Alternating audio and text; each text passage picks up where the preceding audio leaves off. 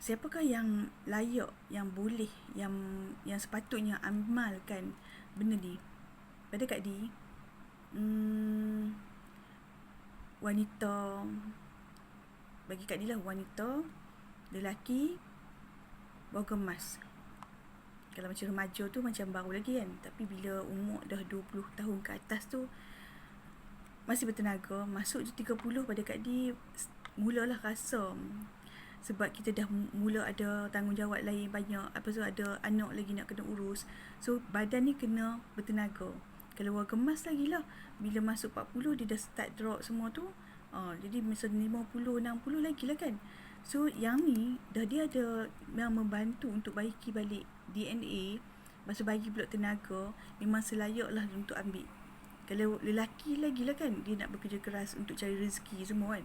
Kalau wanita pula, perempuan pula nak uruskan anak, so kena badan nak kena sihat, ataupun nak kena ada tenaga. Boleh kalau tak mau ambil pun tak ada masalah. Tapi kalau ambil tu, siapa yang ambil, siapa yang amalkan, berasa, dia akan rasa kesan dia. Lepas tu berapa lama dia nak berasa kesan dia?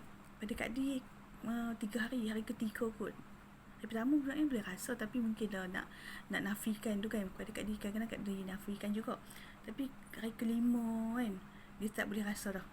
Dia akan rasa perbezaan tu dari segi tenaga mungkin tak perasan lagi, tapi kulit tu boleh rasa lembab. Tenaga tu pun boleh rasa macam lain macam. Kalau kita kira, kita buat, kita cuba tulis kat badan, kat kertas harian kita, nak tengok kita kalau yang jenis untuk nilai dia harian dia kan, selama 30 hari ke dia ambil benda ni kan. Okay, macam Kak Di dulu, Kak Di jenis cuba satu-satu produk. Kak Di berasa yakin dengan produk tersebut, dan Kak Di akan kajilah sedikit lah. Sebab Kak Di tak nak ambil, bukanlah macam tak berkualiti ke apa, Kak Di memilih sikit benda yang nak masuk dalam tubuh badan, yang kalau boleh tak nak yang ada efek selepas tu. Jadi Kak Di akan mencari yang ada ujian klinikal. Macam ni dia ada ujian klinikal, mungkin dia memang ada ujian klinikal, dia dah ada 3 pattern.